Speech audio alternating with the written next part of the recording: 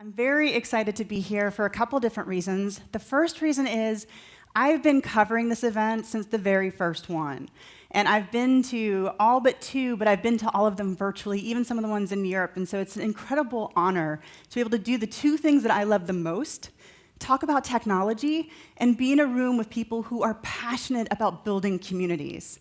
So I'm in charge of managing a community of more than 100,000 meeting and event planners, primarily American. I design the content, the experiences, including the live event ones, and I'm passionate about technology and integrating it and educating people on how to use it to get the most out of it. So what's in this for you? What's the carrot? Why should you care about being a Buddha about event technology? Well, meetings means business.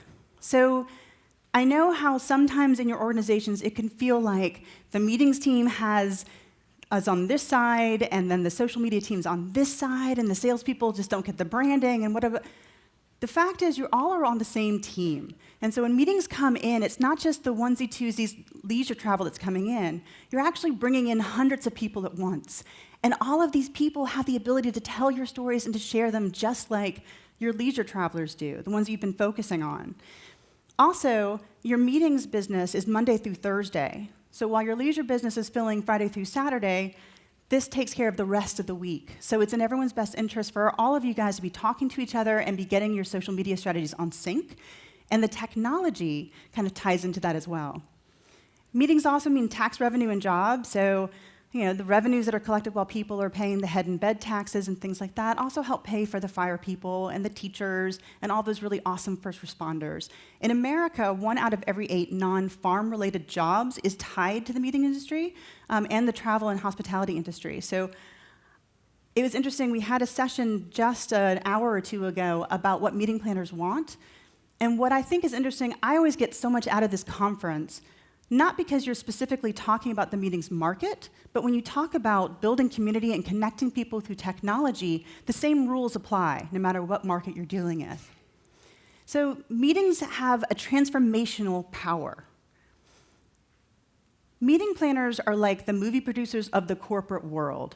So when people come in and you're able to deliver up an experience, you're able to connect them using the technology, you're able to wow them, they are sharing and they're loving things just as actively as your avids.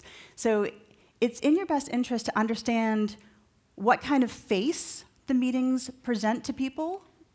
It's also interesting to know that the event technology industry is probably about 5 to 10 years behind every other industry. So if you could care less about meetings, it's still interesting to know about what kind of technology is coming down the pike, because it's going to become available in your everyday life before you'll start to see it filtered into events. So when you think about 20 years ago, when the only reason why people got online was to look at porn or to be in a chat room, there was no sense that this was going to be the future of connectivity and information sharing and education and experiences, but it has. So I think there's a trap when you try to predict what the future is, because to be quite honest, I mean, if somebody said, oh, there's this site where you give them all your personal information and then they track you and you use it to look up old boyfriends to see if they got fat or not and you're totally going to love it, I'd be like, no way, but I'm totally on Facebook like all the time.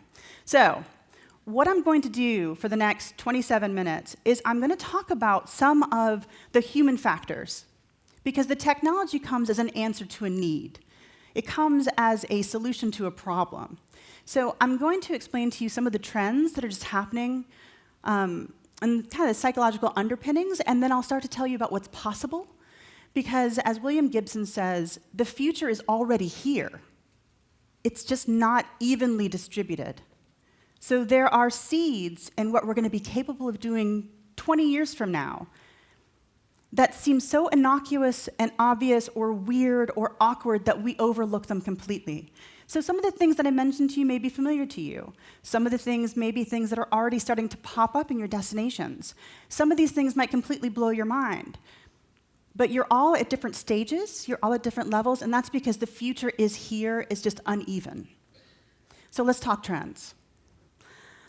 The first thing that I think is really important to understand is that we live in a participatory culture. So these are the women in my family. That's my daughter, she's 5. That's my mother, she would punch me in the face if I told you how old she was. And that is my grandmother. She's 94, and we are all on social networks.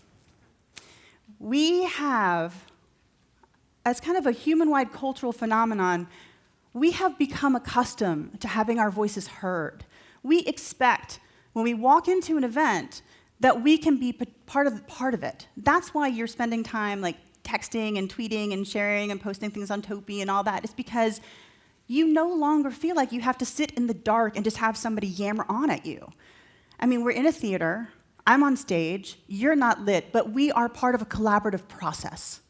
We are creating a transformative event. We are creating something that cannot happen again. It's magical. It's just something that's happening between the interchanges in the hallway, the drinks that happen after the reception closes down. We are creating experiences. You don't come to an event for the event. You come to an event for the people. You come to an event for the feeling that that gives you. And so a lot of technology now is trying to harness that desire and to give people a voice. And to acknowledge that oftentimes when we put a microphone in the center of a big hallway and expect people to kind of come down and ask questions of the speaker afterwards, you're only going to get about 1% of the people who are in the room. The rest of them are going to feel silenced because you have to awkwardly get through your row, and then you have to walk up, and you have to, at the whole time, maintain that you have something that's worth saying, that's worth asking, and it's a very awkward position to put people in. So there are certain things, like I mentioned in the session description, you get to play a little bit with some of the technology of the future. So the throwable mic is one of those things. But technology comes with its own kind of dangers. The throwable mic, 2 years ago, a woman stood up on stage and she said, "Raise your hand if you think this is possible." And nobody did. It seemed completely bizarre that you would be able to throw a mic at somebody and have them talk to you. But what's great about it is that it allows anybody in the audience to have a voice. They have versions that will serve audiences of up to like 10,000, 20,000 people. And people can just, if you have something to say, you just stand up and it gets tossed to you and it can be fun. It can also be scary. There's a speaker in Texas who, I guess his father traumatized him because he wasn't a good baseball player. And so he's like, oh, people are just going to shut down if you throw something at them.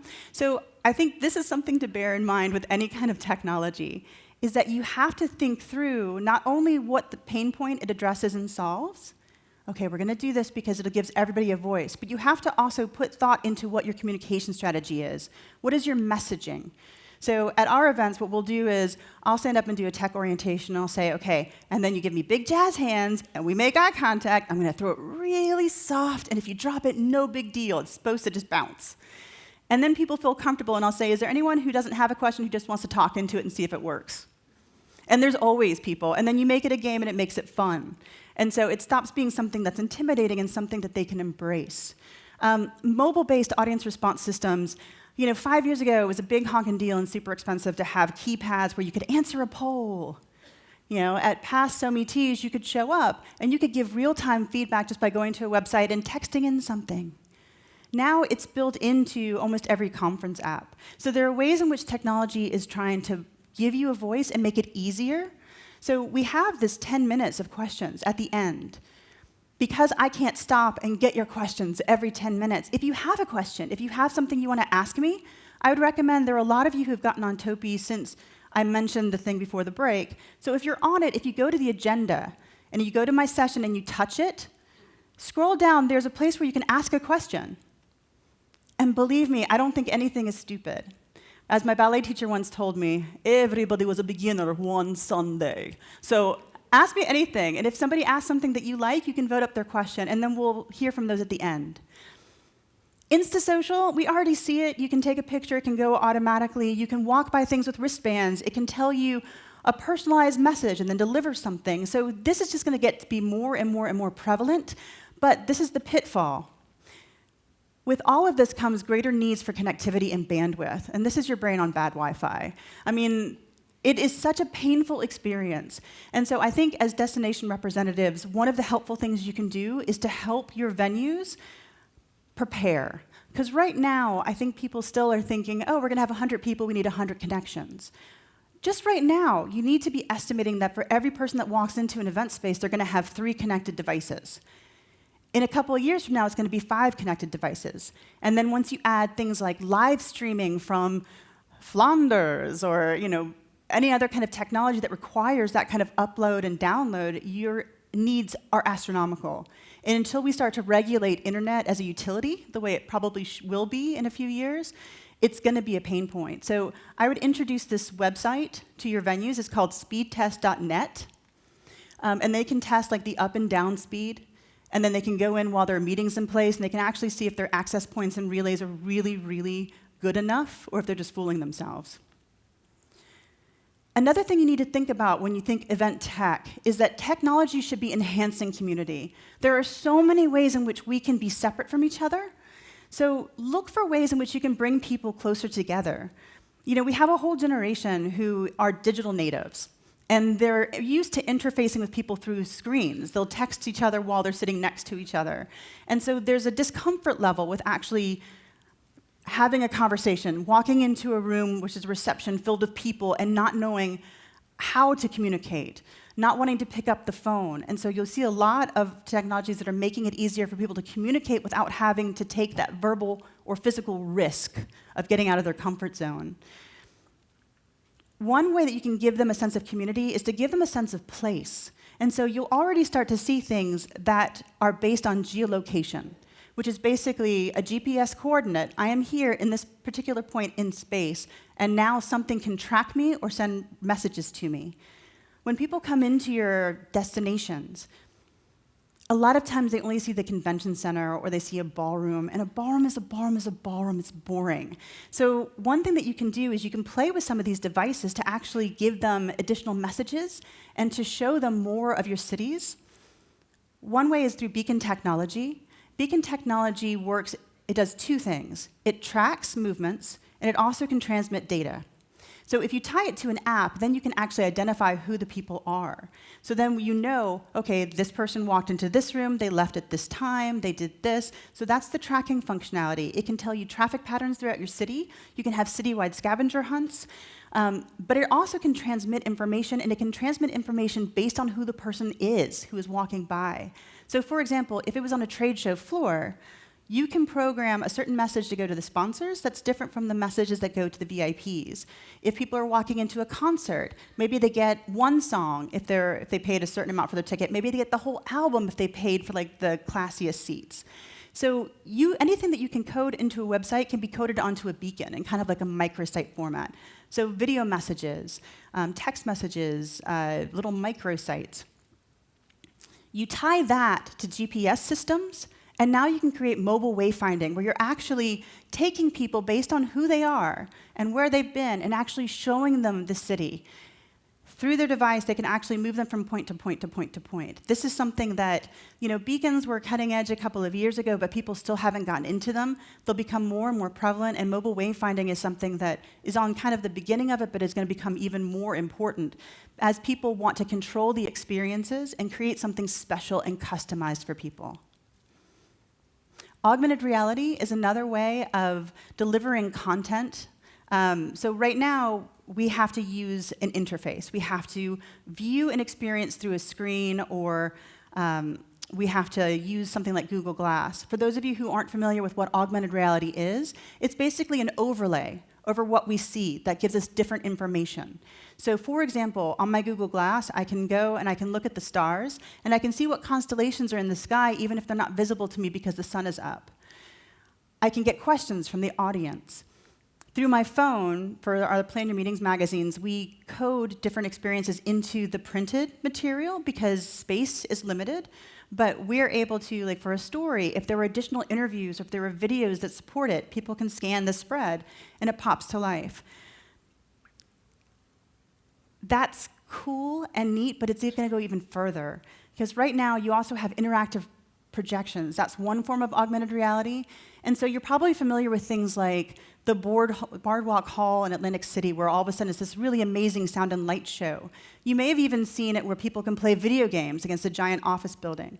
But soon the screens are going to go away. For those of you who may remember when Tupac did a concert at Coachella, and so he had been dead for several years, and they had a hologram projection. He came up on stage, they had people rapping next to him, it was really awesome. All that technology currently, first of all, is incredibly expensive. Second of all, the mirrors and the lighting and everything has to be just perfect, otherwise it won't work. But they already have things where you can stick your hand into a veil of mist and play Angry Birds because it's taking a projection from a phone and putting it onto water, and it's interactive. Anything that you put electricity into, because we are electric, we have the ability to, that's why our touch screens work, because of all these little impulses that come off of our body. Did you know that you can walk into a garden right now, and by touching a tulip, hear one note, and by touching a fern, create another note? Soon, you'll be able to make cities where these augmented experiences are activated by touch, and by walking through your local botanical garden, people can create whole symphonies together as a unit. It already exists. Disney has a whole lab devoted to it. But once these screens go away, and once you marry it to some kind of artificial intelligence, then you can either have it as a community building thing, or as kind of like a personal choose your own adventure. Training, how do you perform this surgery, or just for fun? Just how do you, engage in this space, or how do you uncover extra information about this destination? And talking about uncovering extra information, a lot of you are probably familiar with virtual reality. It's kind of augmented reality's twin sister. But virtual reality, instead of just putting a layer over what you see, actually occludes your senses. It takes your senses away. And in place of what you normally would be able to see or feel, it gives you different visual cues. Marriott had a big campaign where they took it around to different hotels, and you would walk into this booth, and you'd hold on, and the floor would shift, and then it'd blow steam at you, and you'd feel like you're on top of this thing in London. And it's interesting. It's kind of like being on a ride. But it has a really amazing application for destination marketers, because not everyone can get out of the office to come see what your destination has to offer, but I know from talking with a lot of you and with talking with meeting planners, one of the biggest ways to sell your destination is to actually have people experience it. So you could actually code a virtual reality experience where people can step into that space and walk through that hall, and then walk across the street and see what's around. Now, of course, it's something that you completely control, because in virtual reality, you have to code every element. It's like building a video game or a movie. It's not just like a choose your own adventure where it has, artificial intelligence and can spool into all sorts of different directions. Everything has to be very carefully created so it creates that illusion. But it's not beyond the pale to imagine that in the next 10 years, rather than a YouTube video, you might have something people can download and experience in their office, where they can maybe are connected to you on headphone, and you conference while they walk through the space and actually check out your city without even stepping foot there. Another thing you want to think about when you're looking at implementing technology and event technology is you want to help people find each other. There are a lot of newbies here. There are a lot of people who are very new at their jobs, and it's a very intimidating thing to walk into a space that's filled with people who may know each other already and figure out where you fit within that space. So a lot of technology is aimed towards ameliorating that, making that better, making it easier for people to connect and to find the people who are relevant to them. Because traditionally at conferences, you only meet the people who you're stuck next to on the shuttle or in line waiting to get the food. But a lot of technology like Topi, it'll display to you who's here in order of their relevance to you, in order of how much you have in common.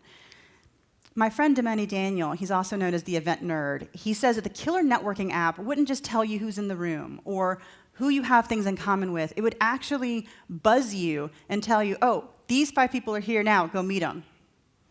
And what I thought was really funny was I was talking with the Topi developers before I came, because I wanted you to play with it, because there's no other app that's really formulated around that philosophy except for that one. And he said that within a few months, that's exactly what it's going to do. It's going to notify you when people are there. When you start to have a chat, it's going to suggest things to talk about so you know how to break the ice. So technology is becoming even better at helping you maximize business relationships, and is only going to go from there. I thought maybe I should have brought a bunch of my robot friends to fill out this pit. Everybody gets so nervous about sitting in the front row, but I wanted to talk to you a little bit about robots, because they are going to be more and more prevalent. You already see drones are fantastic photographers. I mean, think about traditional concert photography. You could either get a really, really awesome shot of the band, or you could get a really awesome shot of the audience having an awesome time with the band, but you couldn't get a picture of both. Well, with drone photographers, you can. I thought about bringing a drone, but it wasn't in my budget, and their battery length is only about 10 or 15 minutes, so I felt that would be a big waste of time. But it's not too odd to think of, once they get the battery under control, once the FCC starts to be okay with it, you can be at an outdoor reception and they can swoop down and bring you your drinks. Or if you're hot, they can bring you a nice cool towel. So the drones, I think we're going to start seeing more and more people having these automated things assisting us. Also, one thing that is here now that's going to become more common to see are these kind of remote view stations. There's one of the brands is called like a Beam Pro, where it's basically kind of like an iPad on a wheel, and then somebody is talking to you, and they're not in the room. They're kind of like halfway around the world. And so you can see the woman who's kind of in her gear, who's seeing things and operating it. But one thing that, besides just like the weird factor or the ookie gookie of talking to a robot, there's a really practical application for this. Because think about, 5 years ago, like, if you said, oh, a volcano could erupt in Iceland and they would shut down meetings all over America, I'd be like, whatever. But it happens, right? Natural disasters happen. Acts of terrorism happen. Weird outbreaks of diseases that sound like the other diseases that we had a weird outbreak of 5 years ago happen, and we can't control them. And what happens is it interrupts the way people are able to connect with each other and travel to and from events. So if your venues have in stock some of these, it doesn't matter if your keynote speaker is stuck in the airport. They just link on, and then they can be communicating, they can be controlling, they can be interacting with people who are thousands of miles away without having to move their protoplasm back and forth. In the same way, because meetings are one of the most effective ways of getting people to come to consensus and handling crises, not everyone is always going to be able to be in the same place at the same time. So a lot more infrastructures that are set up for this kind of remote access or these kind of hybrid conversations that have to happen immediately. Ooh. My favorite subtitle for this picture is, "Excuse me, sir, is that a microcontroller in your pocket, or are you just happy to see me?" For those of you who don't know what microcontrollers are, they are small computers. They have very, very limited functionality. So technically, your phone is a microcontroller. You have to download apps in order for it to do things that you want it to do. Microcontrollers tend to be about credit card size. You can connect it to the internet, and you can tell it to do certain things. So you can create interactive wearables. There's actually, I've seen buildings where they'll share like a hashtag, and then when people tweet to that hashtag a certain code of color, like they use on computers, it's called a hex code, it'll change the color of the building. So this kind of technology not only allows you to wear things that interact with people, it also allows you to transform the structures in your city. There's a fantastic dress that I wish I had, but what it does is the microcontroller takes a biometric scan of people as they approach. It looks at the size of their pupils, whether or not they're dilated. It also scans them for the heart rate and for the blood pressure. And if the person appears to be a threat, it shoots up as kind of like an attack insect. And if the person is non-threatening, then it kind of like collapses in this like warm, kind of welcoming way. But there's a tremendous amount of things that you can be doing with the interactive technology when you tie it to that. And that's all called the Internet of Things. For those of you who are familiar with that term, it's not a surprise. For those of you who don't know what that means, the Internet of Things basically means that anything that's created to the internet can talk to anything else on the internet.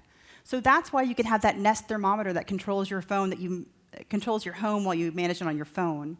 It's also one of the reasons why the biggest cyber attack threat is probably going to come from your smart toaster. But the Internet of Things, on a positive note, is able to help you create shortcuts and create technological communities of, if this happens, then that happens. For those of you who are on If This Then That, that app is a very simple way of being able to see how the Internet of Things works. You can create a program. If somebody follows me on Twitter, then add their name to a Google spreadsheet. This little guy is called a Carrots. He was also into BozTogTog from the company Violette. May they rest in peace. But what I used to use him for was I programmed him to scan the internet for hashtags. So when I did social media campaigns, it would automatically find the hashtag and then enter in a Google Calendar and a Google spreadsheet all the mentions and the times of day and the frequency. So that kind of automated my tracking of the system. On-demand printing, these print stations where you can now create little giveaway items or tokens are so inexpensive. They've started to show up at events. They're only going to get faster and less expensive. I bought a 3D doodler pen in Brookstone a couple weeks ago so I can make my own jewelry. But people are able to print cellular material. They can print with metals. They can print with plastics. They can print with all sorts of materials. And now there's actually a computer where you can set up the scanner, and it scans an object and automatically creates a 3D plan for that. So you can be at an event, and you can want to, hey, I really love this beer stein from Bavaria, and you put it down, and it creates it. These shoes come from United Nude. Their flagship store in New York, if you go in, they actually have a booth where you can order your shoes, and they 3D print them, and they're ready for you in 24 hours.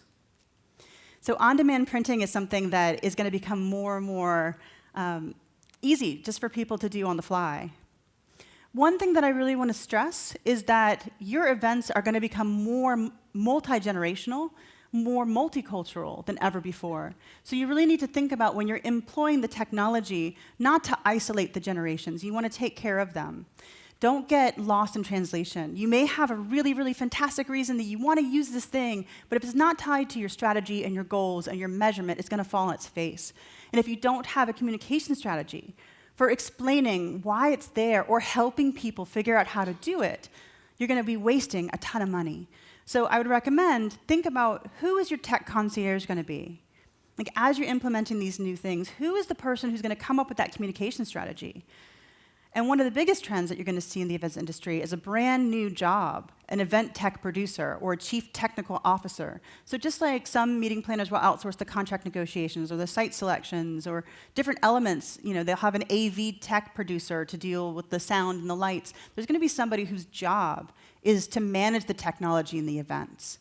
So meeting planning is one of the fastest growing industries right now in terms of job security. So if that's interesting to you, go ahead. But what does your future hold? Like I said before, the future's already here. It's just not evenly distributed. There may have been things that I had talked about that you're like, oh, yeah. Oh, what if?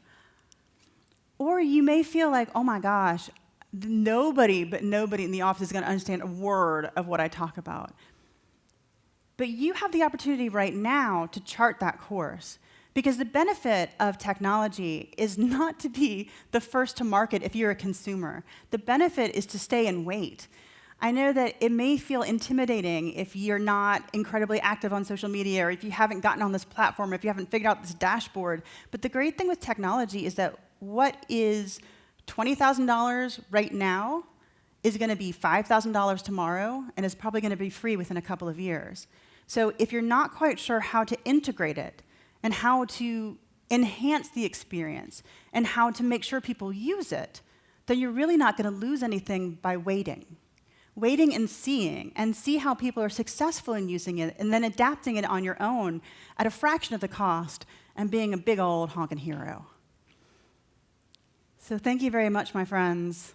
Plan well and prosper. It has been a pleasure kicking some knowledge with you.